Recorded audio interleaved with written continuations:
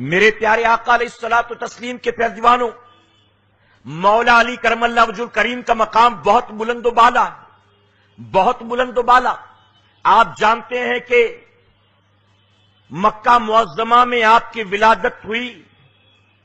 آپ قریش کے قبیلہ بنو ہاشم کے گھر کے ہیں، آپ کا تعلق قبیلہ بنو ہاشم سے، حضور اکرم صلی اللہ علیہ وسلم سے رشتے کے اعتبار سے آپ چچا زاد بھائی لگتے ہیں کہ جناب ابو طالب کے صاحبزادے ہیں، ان کے بیٹے ہیں۔ میرے پیارے آقا کے پیروانوں، آپ کی ولادت کا واقعہ تاریخ میں جو ملتا ہے، آپ توجہ سے ذرا اسے سنیں تو ایمان تر و تازہ ہو جائے گا۔ فرمایا گیا آپ کی والدہ حضرت فاطمہ بنت اسد رضی اللہ تعالی عنہا، آپ حمل سے تھیں، آپ پریگننٹ تھی، وقت بچے کی ولادت کا قریب آ گیا۔ آپ جانتی تھی کہ بچے کی ولادت کے بعد پھر گھر سے نکلنا نہیں ہو سکے گا۔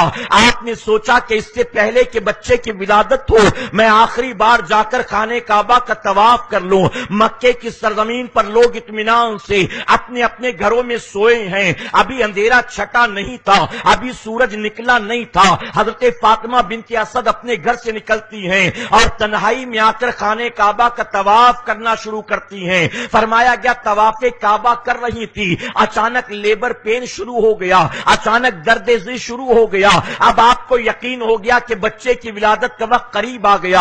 آپ کا گھر دور تھا، آپ سمجھ گئی کہ میں واپس اپنے گھر تک نہیں پہنچ سکوں گی۔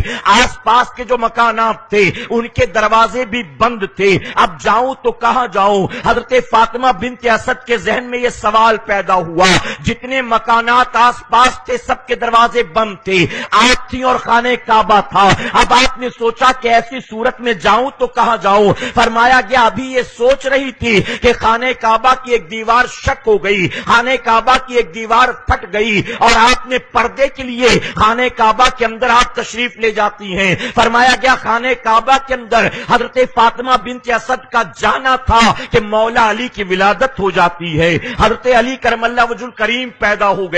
اے سرکار مدینہ کے پیروانوں، اس اعتبار سے رب تبارک تعالیٰ نے حضرت علی کو جو مقام عطا فرمایا ہے، تاریخ انسانی میں نہ آپ سے پہلے یہ مقام کسی کو ملا اور نہ آپ کے بعد کسی کو یہ مقام مل سکتا ہے۔ بچہ جب بھی پیدا ہوتا ہے یا تو ننیہال میں پیدا ہوتا ہے، یا تو ددیہال میں پیدا ہوتا ہے، یا تو اسپتال میں پیدا ہوتا ہے۔ تنہا مولا علی ہیں جو نہ ننیہال میں پیدا ہوئے، نہ ددیہال میں پیدا ہوئے، نہ اسپتال میں پیدا ہوئے، بلکہ پیدا ہوئے اللہ کے پاک گھر خانہ کعبہ میں پیدا ہوئے ہیں۔ اے سرکار مدینہ کے پیروانوں، وہ خانہ کعبہ جس کا حالت ناپاکی میں طواف بھی کرنے کی اجازت نہیں ہے۔ اب ذرا سوچو، علی وہاں پیدا ہوئے ہیں، علی کی ولادت وہاں ہوئی، اور آپ جانتے ہیں بچے کی ولادت کے بعد ایک عورت کے جسم سے نجس خون نکلتا ہے، بچہ بھی ناپاک ہوتا ہے، اس کی ماں بھی ناپاک ہوتی ہے، لیکن فرمایا گیا چونکہ ولادت خانہ کعبہ میں ہوئی، اللہ تبارک تعالیٰ نے وہ انتظام کر دیا، علی پیدا ہوئے تو ناپاک نہیں، پاک و صاف تھے، اور آپ کی والدہ بھی پاک و صاف تھی۔ وہ جو نجس خون نکلتا ہے وہ دور دور تک کہیں نظر نہیں آتا۔ فرمایا گیا صبح ہوئی تو چاروں طرف شور ہو گیا کہ جناب ابو طالب کے گھر بیٹا ہوا، لیکن ان کے گھر نہیں، خانہ کعبہ میں ہوا۔ اب فرمایا گیا کہ لوگ ملنے جلنے آتے تھے۔ مولا علی کرم اللہ وجہ الکریم کی ولادت ہو گئی۔ بچہ پیدا ہونے کے بعد اپنی آنکھوں کو بند کیے ہوئے ہے، اپنے منہ کو بند کیے ہوئے ہے۔ ماں چاہتی ہے کہ میرا بیٹا آنکھ کھولے، ماں چاہتی ہے کہ میرا بیٹا منہ کھولے۔ آپ کی والدہ نے دودھ پلانے کی کوشش کی، حضرت علی منہ نہیں کھولتے ہیں۔ جناب ابو طالب آئے، آپ نے گود میں لیا، لینے کے بعد سینے سے لگایا، آپ کے رخسار کو چوما۔ حضرت علی اپنی آنکھیں نہیں کھولتے ہیں۔ اب فرمایا گیا دھیرے دھیرے شور ہو گیا، ابو طالب کے گھر عجیب بچہ پیدا ہوا ہے۔ بچہ دیکھنے میں بڑا حسین و جمیل ہے، چہرے سے نور کی شعاعیں پھوٹتی ہیں، لیکن بچہ اپنی آنکھ نہیں کھولتا۔ بچے نے اب تک نہ پانی پیا ہے نہ ماں کا دودھ پیا ہے۔ اب لوگوں کو دھیرے دھیرے یہ یقین ہونے لگا، لگتا ہے یہ بچہ بچ نہیں سکے گا۔ اس کی وجہ کہ بچہ ولادت کے بعد کتنی دیر تک بن کھائے پیے رہ سکتا ہے، بن پانی پیے یا ماں کا دودھ پیے رہ سکتا ہے۔ فرمایا گیا حضور اکرم صلی اللہ علیہ وسلم کہیں مکے سے باہر تشریف لے گئے تھے.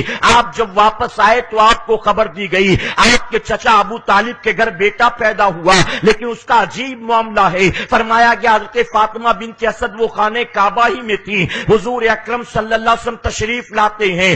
ابھی آقا نے اعلان نبوت نہیں فرمایا تھا, اعلان نبوت سے پہلے کا واقعہ ہے. حضور اکرم صلی اللہ علیہ وسلم تشریف لاتے ہیں. آنے کے بعد میرے آقا نے ہاتھ بڑھا کر اپنی چچی سے حضرت علی کو گود میں لے لیا, اور گود میں لینے کے بعد میرے آقا انہیں اپنے قریب لاتے ہیں. فرمایا گیا صبح سے ماں بھی پریشان تھی, باپ بھی پریشان تھا, رشتہ دار و خاندان والے بھی پریشان تھے. جو بچہ آنکھ کھولنے کو تیار نہیں تھا, جو بچہ منہ کھولنے کو تیار نہیں تھا, آقا نے جیسے ہی اسے گود میں لیا ہے, آقا کے قریب لیتے ہی حضرت علی نے اپنی آنکھوں کو کھول دیا ہے. حضرت علی نے آنکھیں کھولی ہے. اب علی نے آنکھ کھولا تو سب سے پہلے کسی اور کو نہیں دیکھا, بلکہ دیکھا ہے تو نبی کے چہرے والضحیٰ کو دیکھا ہے. سب سے پہلے علی نے دیکھا تو اسے دیکھا کہ اللہ نے جس سے زیادہ حسین کسی کو پیدا ہی نہیں فرمایا ہے. اسی لیے علی نے آنکھ بند رکھا تھا کہ میں دیکھوں گا تو کسی اور کا چہرہ نہیں دیکھوں گا,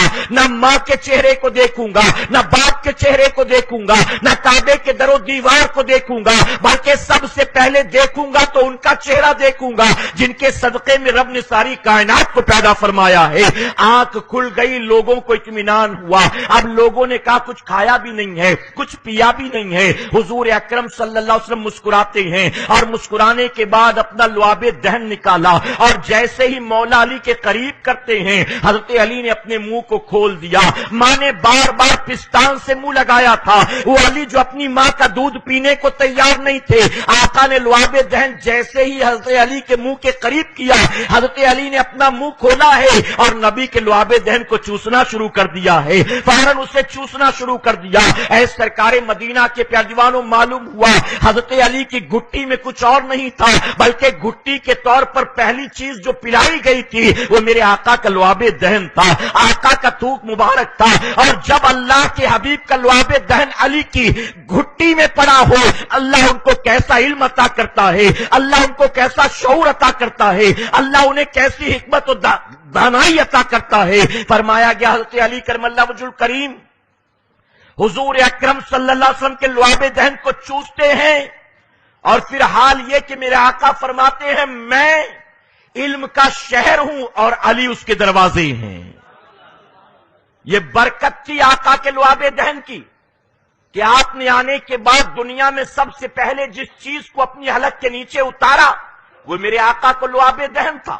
میرے پیارے آقا کے پیارجوانوں, اسی لیے فرمایا گیا جب بچے کی ولادت ہو تو ڈراپس پہلے مت پلاؤ, کوئی دوا پہلے مت پلاؤ, ڈاکٹر جو ریکمنڈ کرے وہ چیزیں پہلے نہ دو, بلکہ پہلے سے ماں باپ تیاری کر کے رکھیں.